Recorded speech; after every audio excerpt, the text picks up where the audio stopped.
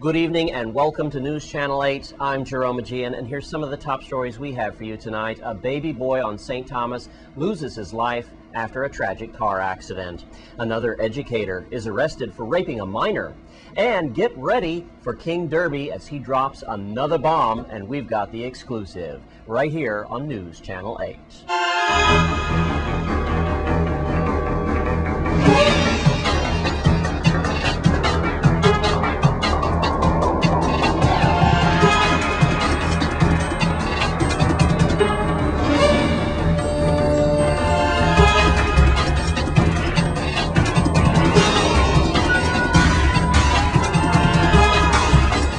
In our top story tonight, it's the sad story you don't want to hear. An 11-month-old boy has died after he was seriously injured in a car accident that occurred Friday afternoon in the Brookman area of St. Thomas. The infant passed away Sunday afternoon from internal injuries. At least 6 people were injured in that tragedy as investigators pieced together the deadly accident together. It seems as though speed was a factor. And in other news tonight, a man who is already in jail is now facing more serious charges. News Channel 8's Wes Small has that story and other police news as well. Thanks a lot, Jerome. We have a few stories to report on today. Roy Henry Jr., 28 years old, from Estate Richmond, was rearrested in Golden Grove Prison on Saturday night. That because of a police investigation that have matched his keys to the locks in that Estate Richmond home. I want to take you back to July 8th of last year. You might remember that they found the body of Louis Roldan right in this area that you're seeing now with file footage, right near the abandoned apartments in Deschabert. Now, Louis Roldan was a primary suspect in a big police corruption case that is still ongoing. Now, they did a raid right near that area right a few days after Roldan's body was found. And what they found was a cache of weapons. And then it was more recently that it was in JFK housing community that at least 3 individuals were arrested. Roy Henry, better known as Uncle Roy, Dwayne Woodruff, and Larar Pogson. Now, firearms and drugs found in that situation.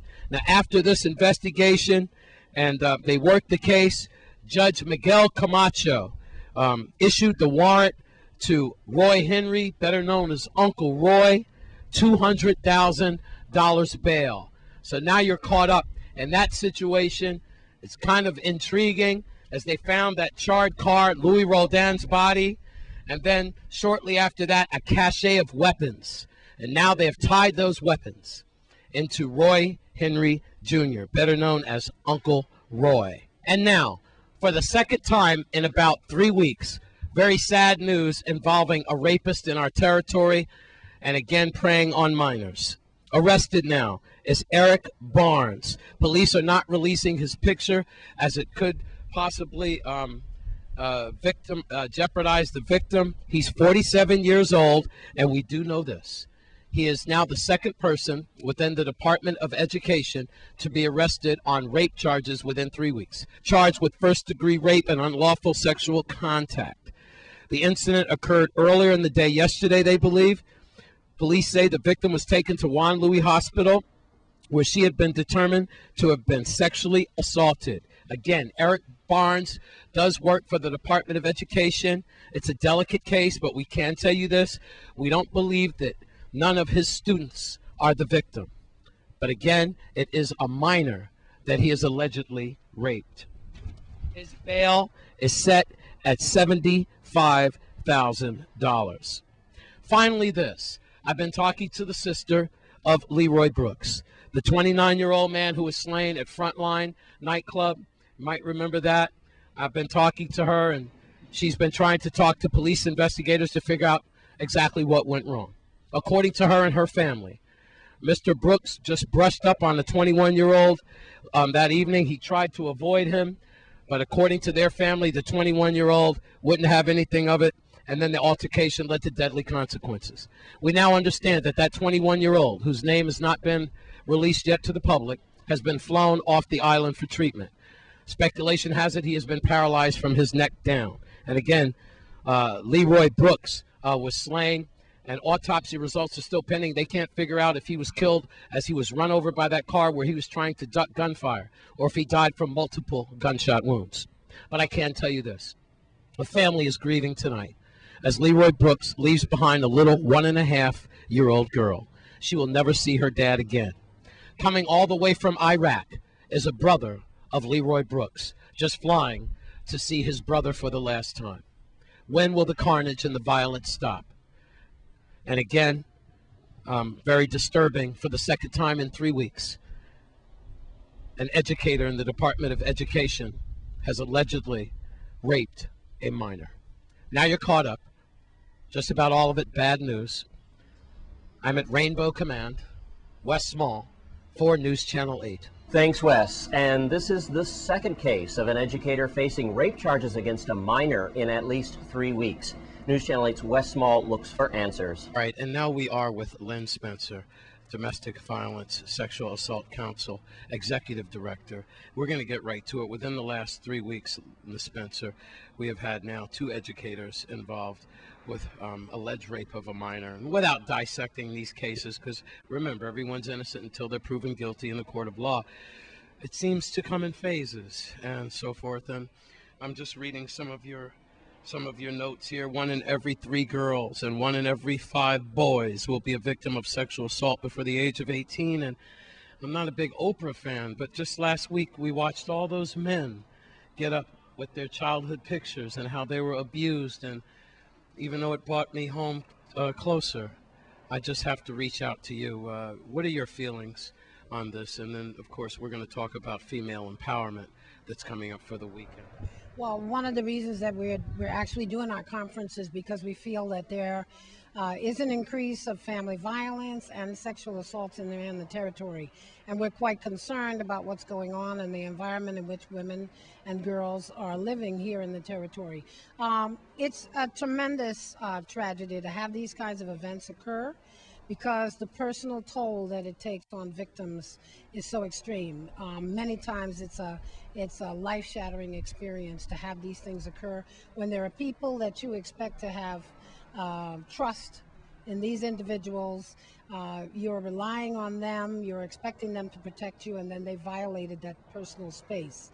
The concerns that we have are that any school district, because educators are mandatory child abuse reporters, they are held to a higher standard in terms of their conduct with children. The district has a responsibility in their guidelines to come up with policies and procedures that relate to these kinds of things, and also have a requirement to train their staff, all of their educational staff, so that they understand what the consequences are, what the boundaries are in terms of their behavior with children, what is expected of them. Also, to create an environment where students know that they are protected and that they will be heard if there is a complaint about these types of incidents. One of the things that I would say that's really important about these kinds of incidents is that school administrators really have to be on their guard. There are a lot of non-touching and verbal kinds of actions, such as sexual harassment, that occur in school environments. If they pick up on these things early enough, a lot of these kinds of more serious events wouldn't occur. Simply because we know that these kinds of behaviors are grooming behaviors or seductive behaviors that go on where they are trying to get to the child and be more confidential with the child and more secretive with the child. The child doesn't know they're being set up. But if we have good policies and good training for all educational staff and good screening, then we know that there are fewer and fewer opportunities for these kinds of behaviors to occur.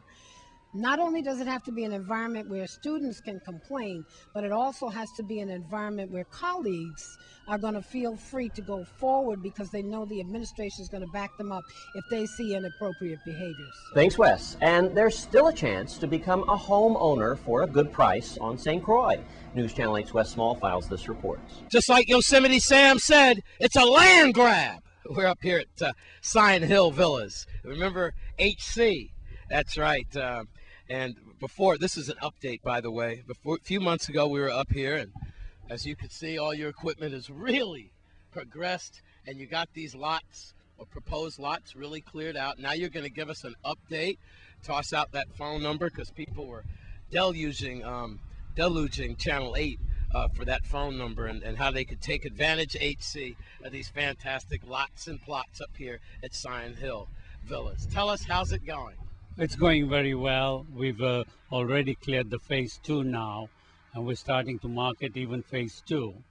We got 145 total plots for sale. The prices start at 32 to 41,000 quarter-acre plots, some with gorgeous views. We're doing it with low down payment of $3,000 to $4,000, and the balance is financed over 10 years. Please call us and come out and see the plots. Our numbers are 643-0980 and 277-4479, as well as 277-2186. Thank you.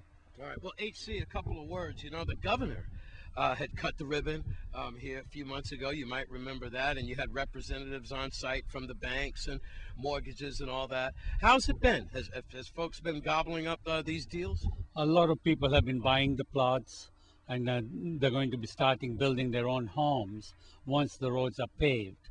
We got the base down for the roads, and we hopefully will get the roads paved within a few months. Excellent. And you know, we're over in St. Thomas. I know that you had a lot of offers from St. Thomas and St. John, because let's face it, they're just overcrowded over there, and a lot of people have been buying areas on St. Croix, and I understand this is one of the prime locations. I also understand that after a few days you'll come back and give us another update on how it's going, and then I guess they're all going to be gone. So once again, let's put out those phone numbers again, and he's very accommodable. You can get to this man. He's reachable. His name is HC, and the numbers for your people are 277-2186 and 643-0980. All right, like Yosemite said, it's a land grab. First come, first serve. They've got easy financing. Don't forget the governor was out here, and he put his name on this place, and this is a very fair man. No complaints come his way. He's easy to deal with, and he'll haggle with you.